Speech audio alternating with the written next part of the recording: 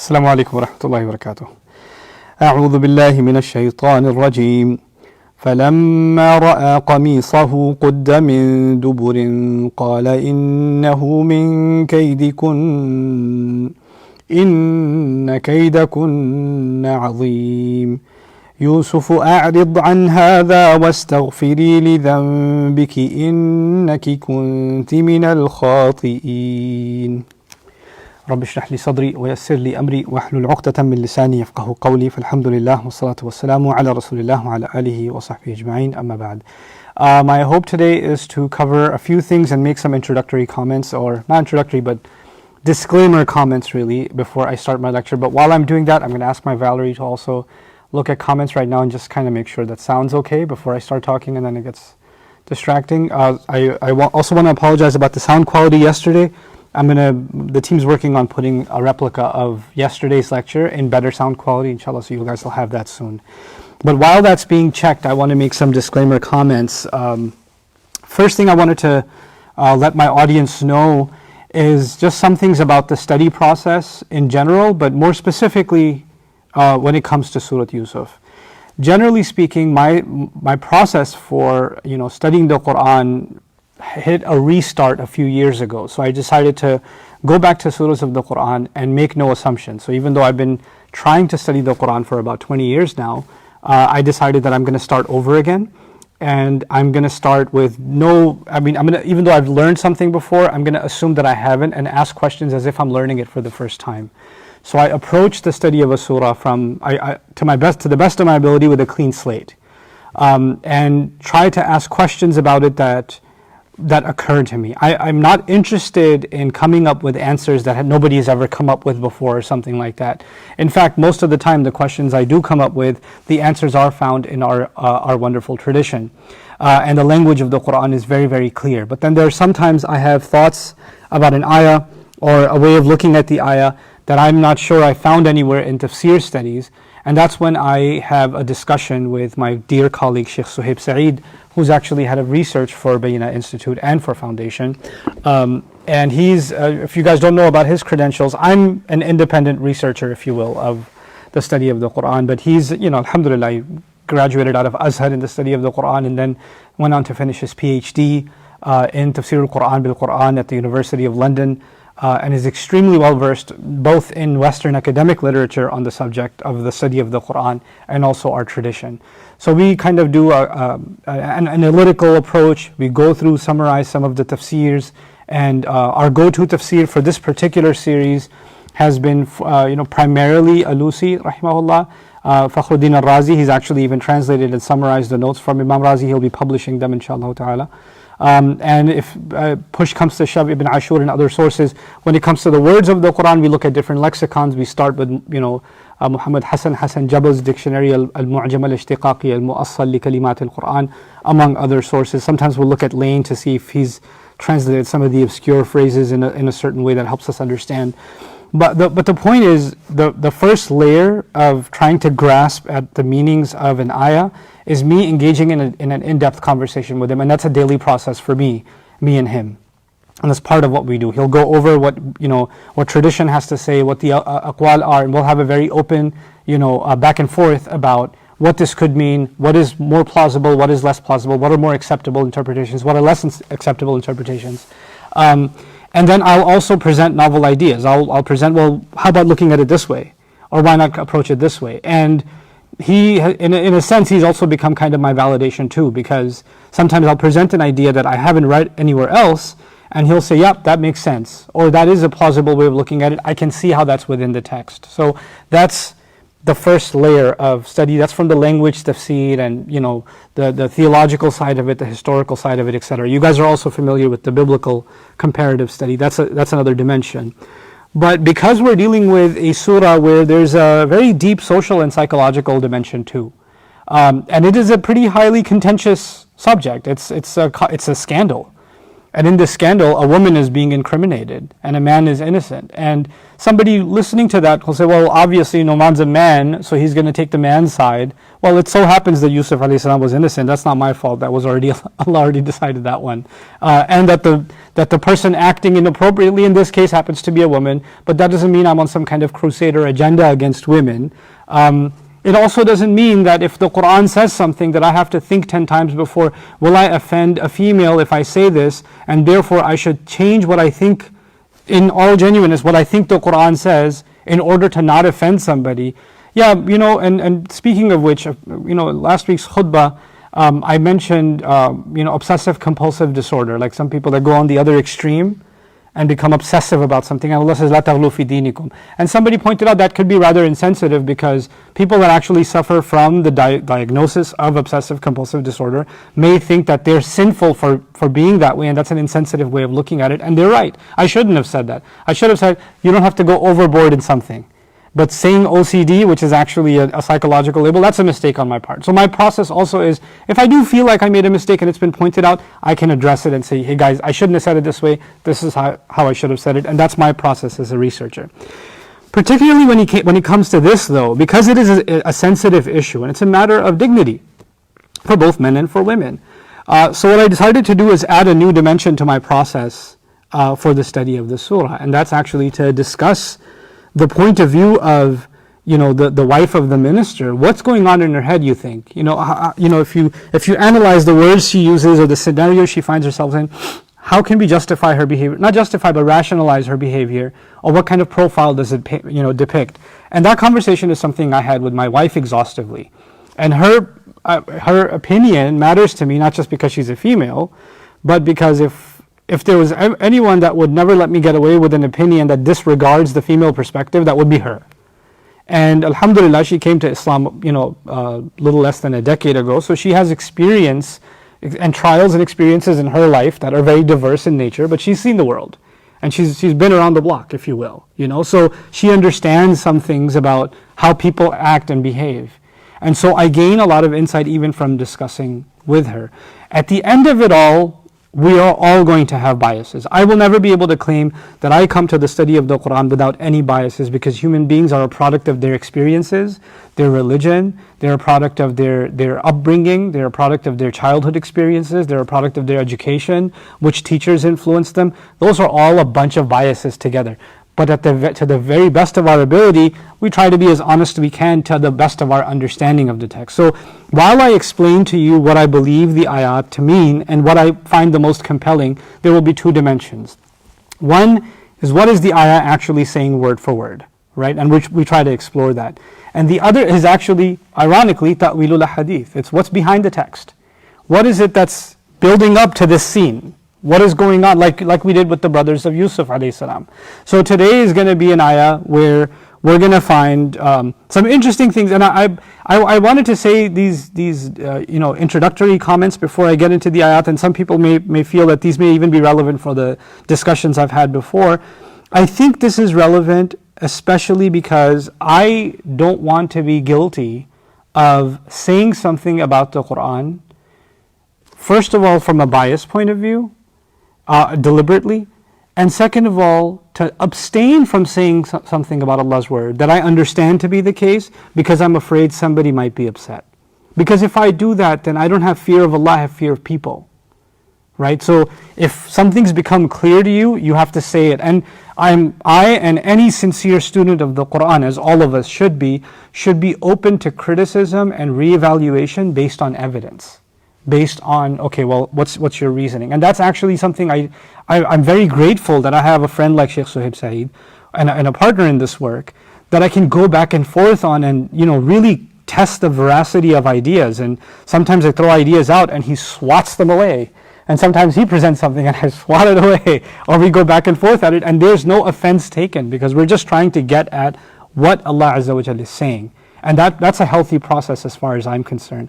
My hope for the foundation, Bayyinah Foundation, in the future is actually more collaborative exercises like the one I have with him personally. To actually have panels of people here sitting, discussing deeper issues in Quran studies that affect society, that affect, our view of Islam altogether. There are places people consider controversial in the Quran and things like that.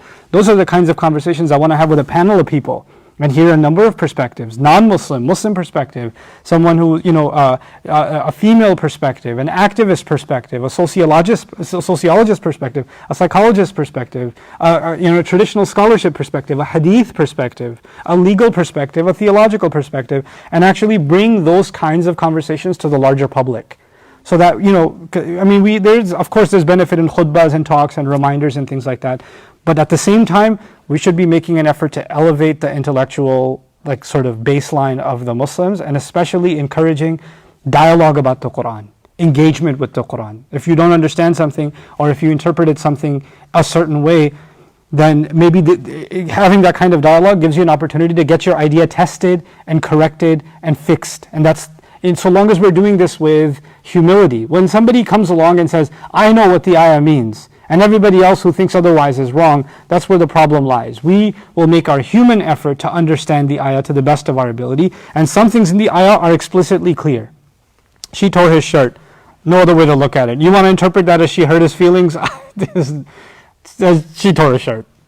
Okay, she desired him. That's what it says. She desired him. You want to interpret that as she wanted to have a coffee with him and wanted to talk about her feelings? Oh no, she desired him. Nobody wants to talk to you about their feelings and rip your shirt. That's not how that works. So the text says what it says. There's no way to escape that. But can there be other points of discussion where scholars are trying to fill in the gaps historically? They are. They are trying to fill in the gaps, and where we're trying to fill in the gaps too. Sure, and in those things there is debate possible. So the same thing is going to happen here, because what we're going to have today, inshallah, in the study of ayah number 28 and 29, is they're at the door, and that's where the last scene was. They're at the door, and the husband is there, and Sayyida Halad al-Bab, and she's made her crying case, and he's put his side in, yeah? And then the family member of hers has given his point of view. Look, let's take a step back here and look at the shirt. Right, and he spelled that out slowly, and I told you spelling that out slowly can also be a way of Allah Azza wa Jal showing us that things are being calmed down, and he's deliberating, and he's giving a chance for people to not rush to judgment and just hear me out here. If the shirt is torn from the front, then clearly she's lied, or she's told the truth, and he can't ever be trusted. But if the shirt is torn from behind, everyone, then she's lied. And he is trustworthy. He is from the kind of people you can trust. So spelling it out like that can also have like a psychological effect of everybody chilling out. Oh, okay. Right? But now that he said this, I want you to imagine she's huddled behind her husband. She's like playing the victim. The guy has spoken. The servants are all around. There's a commotion. Maybe some people have even grabbed Yusuf alayhi salam, we don't know. And so when this scene happens, the minister, the husband, I want you to understand what he does. What did the ayah describe? He says, فَلَمَّا رَأَى قَمِيصَهُ قُدَّ مِن دُبُرٍ. Then when he saw, finally when he saw, the lamma can have some sense of tarahi, which could of the Quran indicating that it didn't just happen super fast like the ayat. The ayat, هِيَ رَاوَدَتْنِي عَنْ نَفْسِي وَشَهِدَ شَاهِدٌ مِّنْ أَهْلِهَا, and right after this, فَلَمَّا رَأَى قَمِيصَهُ, it's happening super fast, right? But it may be that all that argument and then the settling down, and finally he said, okay, let me look at his shirt. So the ayah begins, and finally when he saw his shirt. The word saw can also be ru'yatul qalb. When he thought, it can also mean to see with your eyes, but also to see with your mind or your heart. Like, you say, I see. Oh, I see what you're saying. But that's not see, that's see and see over here, right? So when he actually thought about the shirt ripped from behind, then he said, now what's he going to say? These are his words, his immediate words. إِنَّهُ مِنْ كَيْدِ كُنَّا إِنَّ كَيْدَ كُنَّا عَظِيمٌ. No doubt about it, which we won't translate yet, what that means, it is from the scheming of you women. No doubt about it, the scheming of you women is incredible, is azim, is great, it's grand. Now, these are his immediate words. The way that I would like to present the narrative of this story, I just want to let you know that there are different mufassirun who try to fill in the same gap that I'm going to try to fill. And the gap they try to fill is, what kind of person is this man? This guy who just spoke, the husband, what kind of person is he? And they're trying to paint what you can call a psychological profile of this person. So some people painted the picture that this wasn't much of a man. He was probably, asexual, or he didn't have any attraction to his wife, and he wasn't even like bothered by the possessiveness. Any man would go insane if he heard something like that, either in rage towards the man who did it, or wife did it, that his entire rage and frustration and this hellish experience would be directed towards the woman, right? So that it would be an extreme reaction. This is not a calm situation, but the fact that he has a calm response, and we'll see that this is a calm response, means that he is not, he's just not, maybe this is why some extrapolated from it that he may not be very intimate with his wife, he may not be fulfilling her needs, etc., or he wasn't very possessive, or he wasn't really much of a man, he was a weakling, etc. And so they've painted that kind of picture. Another picture that's been painted is he was so gracious and so kind that when he brought Yusuf alayhi salam, he said honor his housing, and now he's dealing with the situation in a graceful kind of way, and he's saying, he's kind of being forgiving on both sides and things like that. So there's this kind of sort of nice guy type picture that's being painted. Again, this interpretation of his profile is not sacred. This is our scholarship trying to fill in the gaps of what kind of person is he, so they can understand where his words are coming from. Like, what's the point? Why is he making these comments? My reading of this is rather different, and I find a lot of validation after having talked to Sheikh Suhaib. I actually was completely convinced of this position already anyway, but I presented that to him, and that's what I'm going to present to you. For the alternative views, for those of you that can read the Arabic language, Imam al-Alusi's tafsir is very thorough in the kind of profile that's painted. I believe Imam Razi has quite a few things to say about this too. Now, let me tell you something. The thing seems to be that above all else, this is a calculated politician. This person is a calculated politician, and he thinks of the long term. And the moment he saw Yusuf alayhi salam for purchase, you can already see he's not thinking of the short term, he's thinking of long term, captured inside even the word mathwa. Captured also inside asa an yanfa'ana aw nattakhidahu walada. Maybe he could benefit us, or we could even take him up as a son. He's not thinking of right now, he's thinking of the future, yeah? So he has, and politicians become politicians because they don't react like everybody else in the moment. They think about the next election cycle. They think about the future. They think about like 10 years in advance, 20 years in advance. Maybe somebody's a governor now and they've got the plan to run for the presidency in 10, 15 years. They're not thinking about that right now. And if somebody else, of course not. But they've got the wheels turning slowly, yeah? So first thing that becomes very clear is he is a politician. Second thing that becomes clear from his response is he's actually not so bothered by what happened with his wife. He's actually not so bothered. And why not? So let's fill in these blanks now. You see, the question is, he says, it is from the scheming of you women. It is from the scheming of you women. What is it? Some people said it is the shirt. The shirt is from the scheming of you women. But that doesn't make so much sense because she didn't scheme to rip the shirt. That's actually the opposite of what happened, yeah?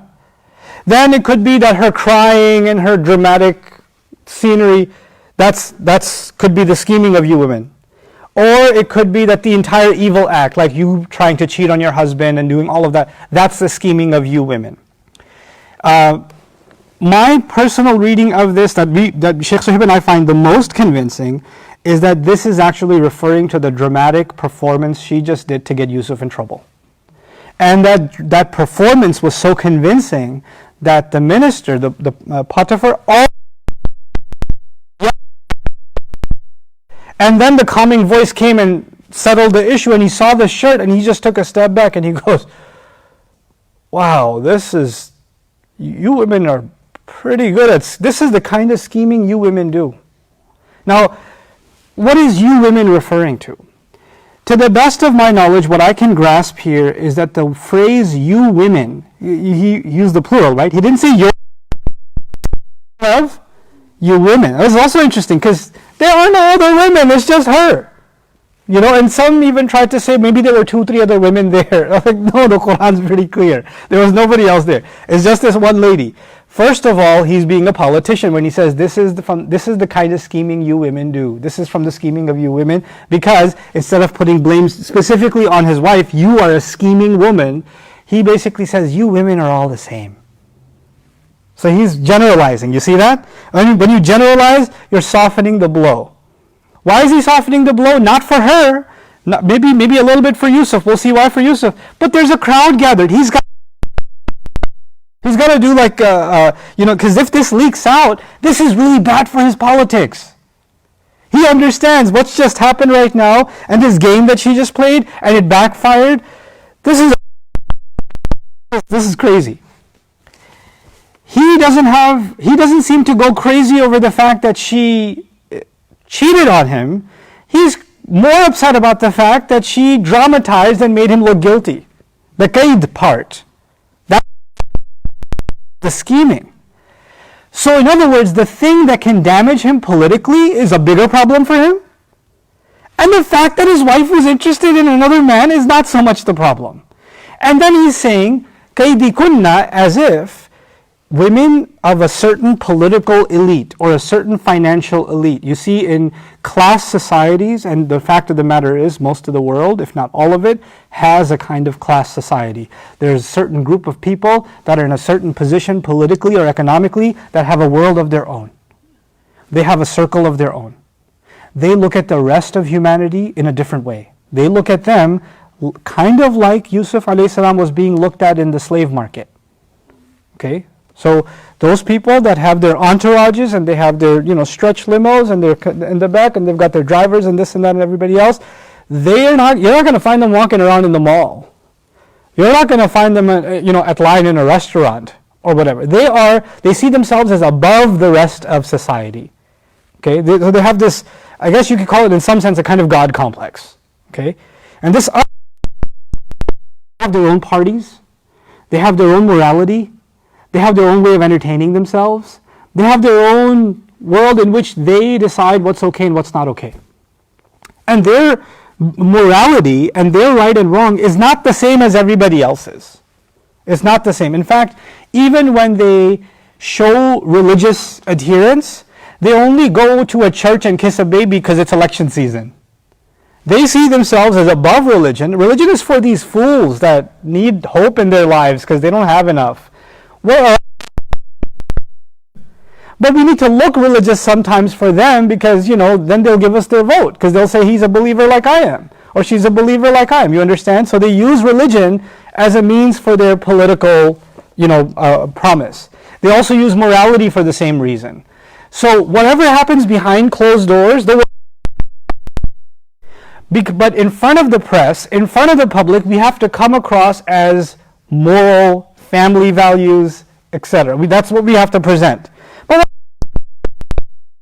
what happens inside, the White House? What happens inside these closed quarters, the governor's mansion, whatever? People don't have to know. And if any of you are familiar with politics and modern politics and political science, and if you've read memoirs and books of people that were in the Secret Service or security detail or worked for a governor or worked for a president, and they have the tell-all of what used to happen inside, I don't have to spell out that kind of stuff for you. Any adult knows that they have their own, their own twisted way of getting what they want. And one thing it clearly exhibits is they don't think of people that they serve or they use look at them as things to use and discard. That's how they see themselves. Now, ancient Egyptian society, clearly a class society. For fun's sake, I'll take Sohaib's analogy. It's a pyramid structure. So they're on top of that pyramid. And then there's people at the way bottom. Now on top, these women, they have their own way of entertaining themselves. And they like to create drama in certain situations. And they've been known to do this kind of thing. Okay? And he's a politician, so he knows that world. He knows the men of that world, he also knows the women of that world. So he's commenting on his wife, you and your friends, you women, not you women, you do these kinds of games. You scheme these kinds of things. employee. Like, for him, more problematic that this was going to be about Yusuf alayhi salam. But another way of reading this also is, this is certainly the kind of scheming you women do. You see the kind of problem you just created? He can't come out and say that. Do you realize whatever you want, craziness, evil you want to do, yeah, we all know you do that stuff anyway. This is, and we see later on, innaki kunti min al khati'in. You are from those that has been making mistakes. Has been. I see. So he's not, that's why you're seeing he's not totally surprised. That's not what's happened here. But he sees this is a PR nightmare. You know what, you want to do, you're crazy? Fine. So long as the press doesn't know. So long as those doors stay closed. You want to do this? What is wrong with you?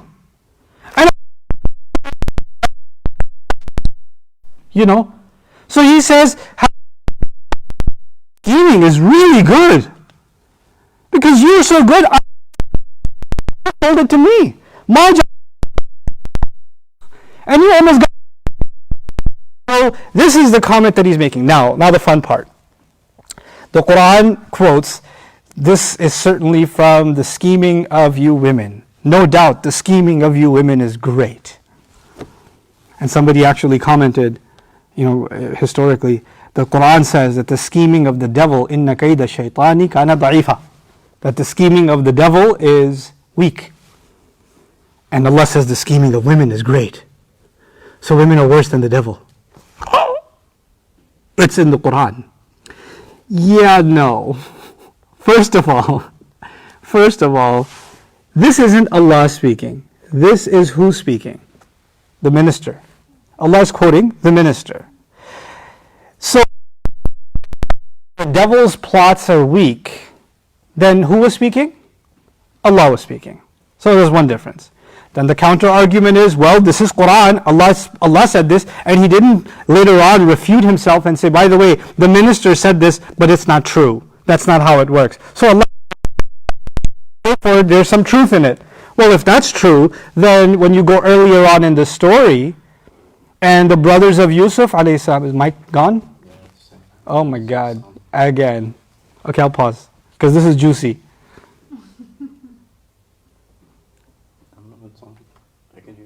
You can hear me? Hello. Hello, Pakistan. Maybe it's that cable input. Hello, guys. Can you hear me?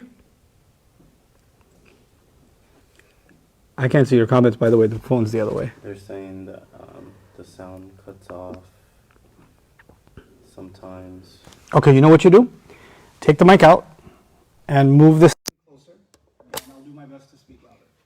It's going in and out. No, it won't, because I took the mic out. Yeah? Hi, I'm going to speak louder. This is the best I can do. Okay? Okay. Now say okay in the comments. Do it. They say can hear. You still can't hear? They say yes. And then Okay, if one person said yes, that's good enough for the rest of you. Okay. What was I saying? Something about Islam. I was saying that Yusuf alayhi salam's brothers, what did they say about Yaqub alayhi salam? They said, Inna abana lafi dhalalim mubin. Our dad is clearly in confusion. Our dad is clearly lost in confusion. Allah never corrected it. Allah didn't say, by the way, they said that and that was wrong, because He expects human beings to make sense of this and understand that they're wrong for thinking this way. Right? Now Allah is quoting a politician, and a politician will say what suits his politics. He's not making a comment that Allah is agreeing with, except in one sense. There are certain classes of women that are like this woman. And that's why the pronoun kaydikunna, not kaydin nisa. Kaydikunna, women like you, your circle. And by the way, later on we're going to see her friends, and they are like her. So it even gets proven later on that the kunna is not referring to all women, it's referring to women of this certain class, this certain mentality, where they think they can burn other people's lives for their own pleasure. Where they, instead of them getting caught and admitting that they've done something wrong, they can just come out and, throw somebody else under the bus. So long as their reputation stays intact, because they're in the public eye. And for women like that, and even politicians like that, almost the God that they worship is not some idol. It's not the Lord of the worlds. It's actually their reputation. That's their God. No, nothing gets in the way of that. So you can sacrifice people in the name of your in the name of your reputation, no problem. And so when he says this, هَذَا مِنْ كَيْدِكُنَّ, what was her reasoning? Her reasoning was, if the blame goes on him, I'm still safe. And he gets burned for rejecting me. Because I should be able to get away with whatever I want to do. And he got in the way of that. Right? So he says, إِنَّ كَيْدَكُنَّ عَظِيمٌ. Some have extrapolated from this that Allah is saying that women have a great power to scheme, and their scheming is so mighty, etc., etc. I would only agree in our analysis, in my own analysis and Sheikh Suhaib's of the Quran, that there are some women that are capable of this. And it is pretty powerful. If a minister in Egypt can get caught up with it, and he sees, this ain't the first time. This is, in Texas they say, this is not my first rodeo. That's why he says, this is the kind of scheming you women do. Last month there was a scandal in that house, and there was this, and there was that, and there was the other. He knows these things happen in that circle that don't make it to the public, but the inside group knows, right? So he's making reference to that too. But remarkably, he does deflect blame from her, meaning, yeah, you're all like that, you and your friends, you and all these women in this city, you're all just messed up. But he doesn't actually say how disgusting her act is or how repulsed he is by the infidelity. None of that stuff. Oh, you women are just crazy. You do such terrible things. That's watering it down, isn't it? Even the word scheming is watering it down. Like, put a man in that position and he finds his woman, he's going to say, oh, you women make such schemes. He's not going to say that. But he's trying to get everybody to not make a big deal out of this. Because right now he is under situation control. Containment is the problem right now. Because he sees this as becoming a liability for his political position. That's what he's looking at. And so he says, إِنَّ كَيْدَكُنَّ عَظِيمٌ. Notice, so he turns to her, he says this about women, you women, you're so crazy, you do this scheming. Your scheming is so amazing, you almost got me too. And then he turns to Yusuf alayhi salam. And what are his words to Yusuf alayhi salam? Yusuf, and I'm pretty sure he doesn't call him by name usually. Usually they call him by their servant. Ya ghulam, ya walad, boy, servant, or whatever. Or you don't even have to call him by name. But it's like he's putting his arm on his shoulder. Yusuf, let me talk to you for a second. A'rid an hadha. Could you overlook this? Overlook this. Let's pretend this never happened, young man. Yusuf, just ignore this, okay? What is he telling Yusuf alayhi salam? We're not going to talk about this. And you're not going to talk about this with anybody else. A'rid an hadha is actually, the press release will have black marker. Okay? We're going to censor this event. There are not going to be any interviews. If anybody wants to talk to you about it, there's my instruction to you. A'rid an hadha. It's not just overlook her mistake, forgive her. It's not that. He's still concerned that if this happened, the word will get out and people will want to talk to who? To Yusuf. And Yusuf alayhi salam is not going to, he already said it openly, راودتني عن نفسي, she's the one that seduced me. He said it, right? So if people come to him and they're trying to incriminate him, he's going to defend himself, and he basically gave him the instruction, you're going to be quiet about this. Ignore it. Ignore it meaning don't make a big deal out of it, forgive her, etc. But it also means, look, I need you to you understand that this can't get out, right? You understand, right? And so he's silenced Yusuf alayhi salam. So yes, his innocence has been proven. But his innocence has been proven inside closed quarters. Yeah? So if you could say this was a trial and there was a verdict, it was all a secret trial and a secret verdict. And the truth of it is not known to anybody outside the house. And obviously, if Yusuf is being told, don't talk about it, the servants have been given similar instruction. Nobody talk about this. This is, whatever's being shared here, stays here. Okay? Now, what's the problem with that? The problem with that, this kind of cover-up situation is, it's going to leak anyway. It's going to leak anyway. But when it leaks, what was the reason for the cover-up? The reason for the cover-up was to protect the politician's reputation. Right? So when this gets out, then there's a second round of damage control. The second round of damage control is, how do I get this rumor to never become fact? I need to annihilate the source that might be the one place where this rumor will turn into fact will be Yusuf. Right? So what did they do later on? They're going to throw him in jail. Why are they going to throw him in jail? He didn't do anything wrong. And the minister knows he didn't do anything wrong. So the classical picture that's been painted of the minister as a nice guy who wanted to give him good housing, that's really great housing. You don't think Yusuf a.s. told him that he comes from a certain land and his father is Yaqub and Yaqub taught him about this deen and he'd like to go back to his dad? But he says, no, give him good housing. No, you're here now. Really kind. You know, it's not that kind. He saw his benefit over this child's well-being. That's what he saw. And later on, people are surprised that he did this. Like he had Yusuf a.s. thrown in jail, even though that's not our ayah today. But don't be surprised. His end game is to save his political career. And to do that, you need to silence the one source, one leak that's going to make this scandal a reality. And then people are going to say things, well, you can't even control your, you can't control your house. You're going to control the finance, governance of finance. You're going to be head of security. You can't even secure your own house. We should trust you and the people that work under you. You can't even trust your right-hand man. People are going to say all kinds of things about him. Or you can't even control your wife. How are you going to control this or that or the other? He's going to tank. This is not just about her now. So he says, Yusuf a'rid an hada. And notice, first he turned to the wife. As soon as he said, you created such a problem for me, he sees the biggest threat right now is who? Yusuf. So he stopped talking to the wife, turned to Yusuf, and Yusuf, ignore this. And then he comes back to the wife again. Because the logical thing would be, if you're talking to the wife, finish talking to the wife, then talk to Yusuf, yeah? But first he says, you're scheming. Yusuf, not going to talk about this. And you, wastaghfiri li dhanbiki, ask forgiveness for the sin you've done. Apologize for the sin you've done. Seek forgiveness. Now this became a sort of source of debate. Did they believe in Allah? Did they believe in God? Because istighfar means what? Seeking forgiveness of Allah, but there's no mention of Allah here. Then others said, no, they worshipped idols, but they had Allah, the concept of Allah too. Clearly they've heard the word Allah before because ma'ad Allah is already there and that went past her ears. So that's already there. But istighfar can simply just mean seek forgiveness. Seek forgiveness for the sin you've done. In his mind now, this also interesting, dhanb means something embarrassing that you do. Dhanb is an embarrassing thing that you do. And these are lighter sins, dhunub. This is again him downplaying what's just happened. And what's happened?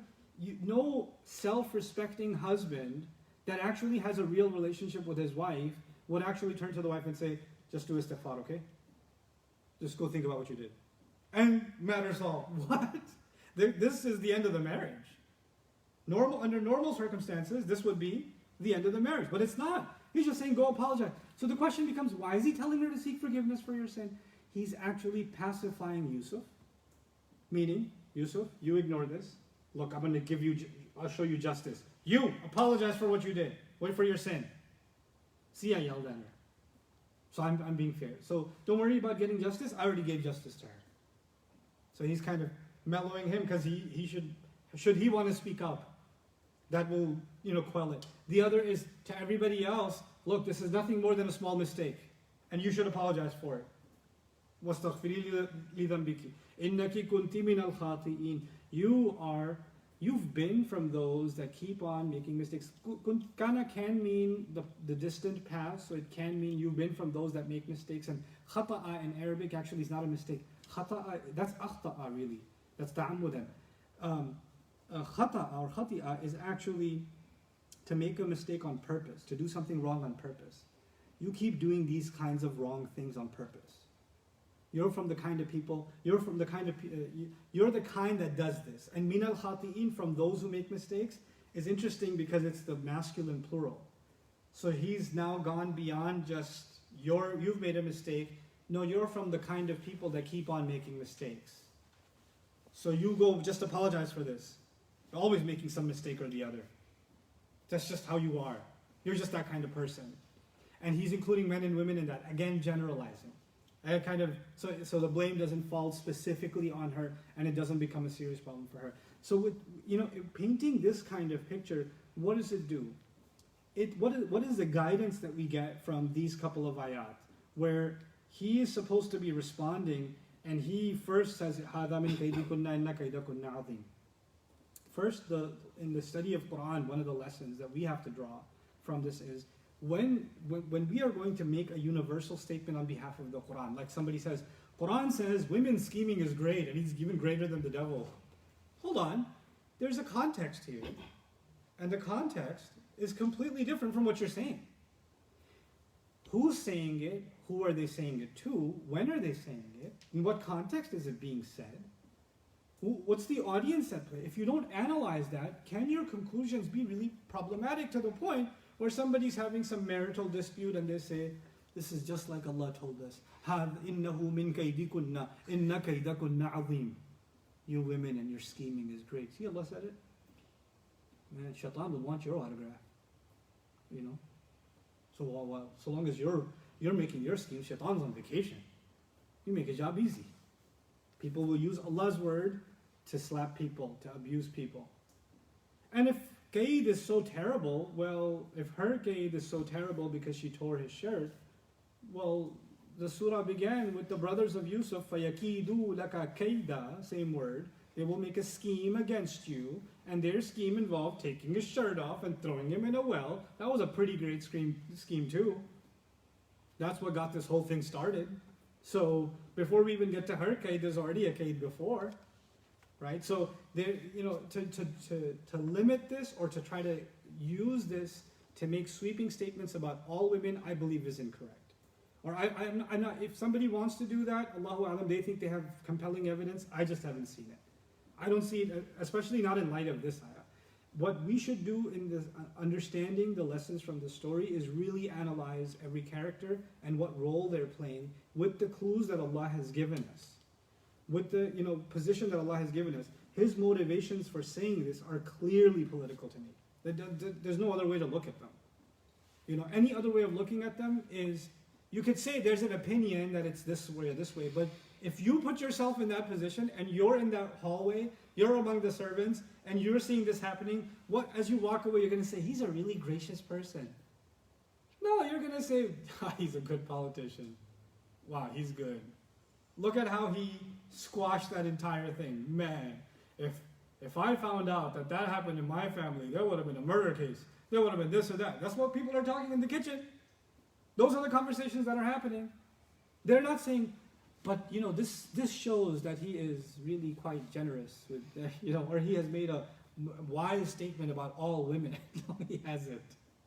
That's just not the case, So هَذَا إِنَّهُ مِنْ كَيْدِكُنَّ, certainly it is from the kind of scheming you women do. إِنَّ كَيْدَكُنَّ عَظِيمٌ, your scheming is great. And by the way, that also means that this is not the only kind of scheme. There are lots of different kinds of schemes. So just like her scheme is about to get him in trouble, and it's pretty powerful, she's got friends who she calls friends, but they're not really her friends. They're going to start a scheme of their own. And by the way, up until now, her husband, we saw the word Sayyidaha, the man of the house, her leader, if you will, her husband. We saw Alladhi ishtarahu min Misra, the one who bought him from Egypt. That's the word that was used for him. And Innahu Rabbi Ahsana Mathwaya, if you want to interpret it that way, master, that's another word that's been used for him.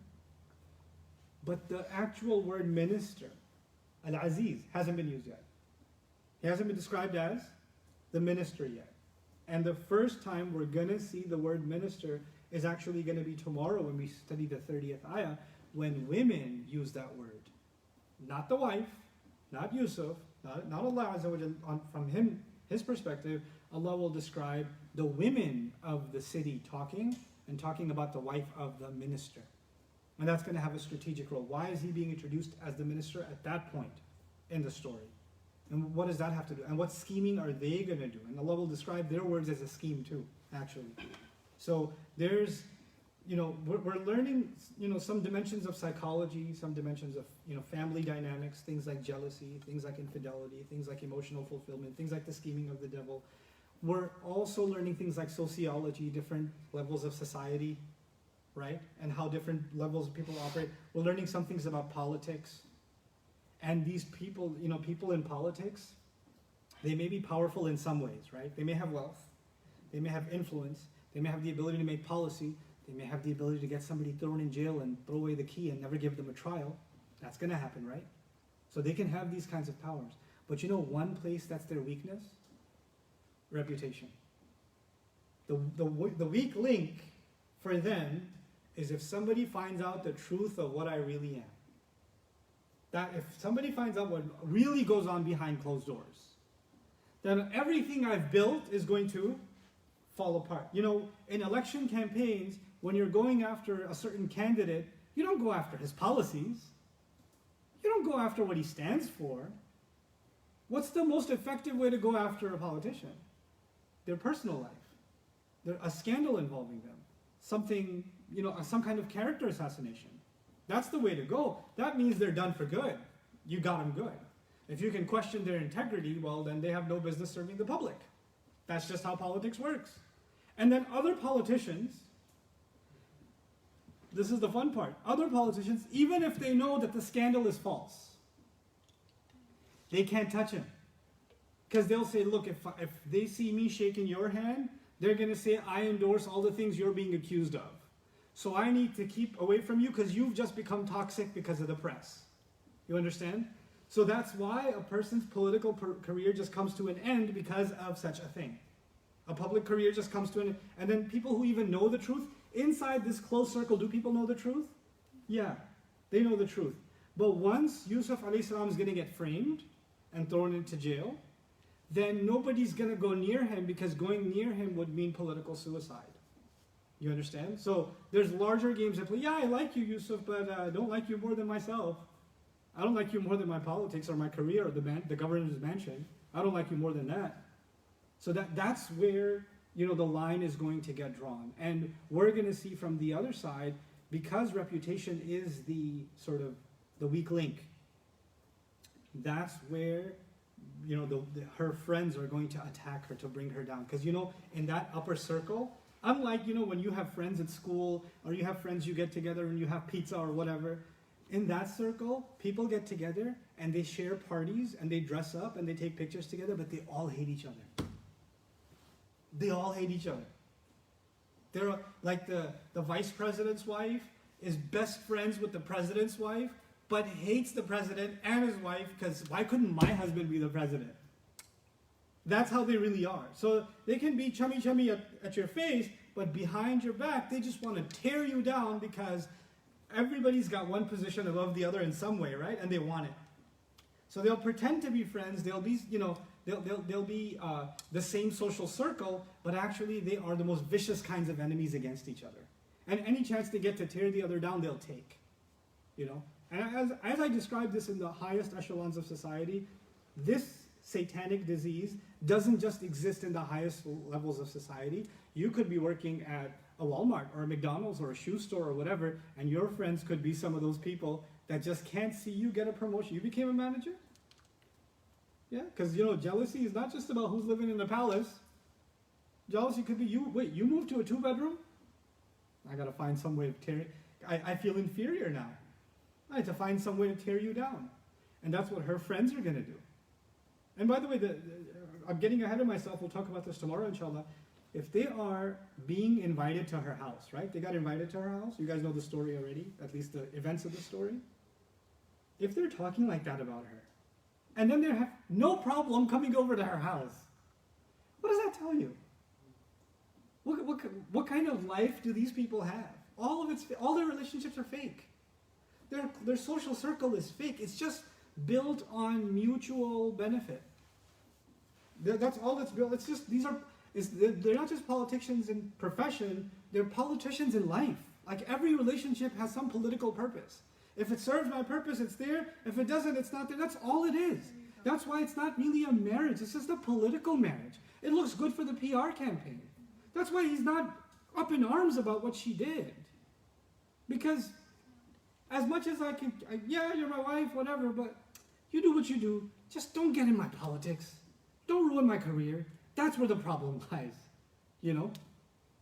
So this nuanced, this very sophisticated view of politics and how things work in real life. You know, people, this is the last comment I'll share with you, people associate with religion that religion makes the world look simplistic. Religion is just about do good, you know, give charity, and you'll go to heaven. And you know, religious people, religions generally have a very gullible, not real world kind of view of the world, right? So if someone's religious, they don't know how the streets work. They don't know how real life works because they're way too righteous and way too religious. What does the Quran do for people that come to this book? It opens their eyes to the darkest corners of society. It makes them street smart. It makes them spiritually intelligent in the most vile situations. It's incredible. We don't have this view that you have to shelter yourself and be in a spiritually, you know, magnificent environment where there is no Potiphar, there is no minister's wife, there is no brothers of Yusuf. Everybody's saying Alhamdulillah, MashaAllah, Inshallah, Inna lillahi wa inna ilayhi raji'un. Everybody looks like this. They've got this on. The other day I had a tie on, so like some people like dress like the kuffar. It's okay. Y'all can say it. It makes me happy when you say it. But anyway, the point is, we're not sheltered. The Quran is not creating a sheltered narrative. The Quran is giving us a very real life narrative. A very real life narrative. You can live a spiritual life. That doesn't mean you have to be gullible. Actually, Allah will show us how life really works and how to hold on to the principles of this deen, even in those dirty situations. Because you know what people say? Well, if everybody around you is dirty, you got to get your hands dirty to get by. Right? Because you got to play the game. Allah says, yeah, the games are being played, but Yusuf didn't play them, did he? All around him, games are being played, but he's not participating in them. But yes, those games will exist, and they will tempt you to want to play along. Now, that's going to come too. If he just plays along, he won't go to jail. It's going to get to that point. And that's when Allah will see, are you really gullible? Because who's gullible? Gullible means you caved into the authorities that belong to human beings, and you denied the authority that belongs to Allah. Now you're gullible, because you don't understand how authority works. You got scared of Aziz, and you forgot about Al-Azizul Hakim. How does that work? How does that work? May Allah Azza wa Jal open our eyes to reality around us. أَرِنَا الْحَقَّ حَقًّا وَارْزُقْنَا اتِّبَاعَهُ وَأَرِنَا الْبَاطِلَ بَاطِلًا وَارْزُقْنَا اجْتِنَابَهُ is the Prophet's dua, sallallahu alayhi wa sallam. Oh Allah, show us the truth as the truth, and give us the will and the ability, the provision of following it. And show us lies as lies, and give us the will and the ability and provision to be able to get away from it. بارك الله لي ولكم في القرآن الحكيم ونفعني وإياكم بالآيات والذكر الحكيم والسلام عليكم ورحمة الله وبركاته. Sorry about the sound, working on it, okay?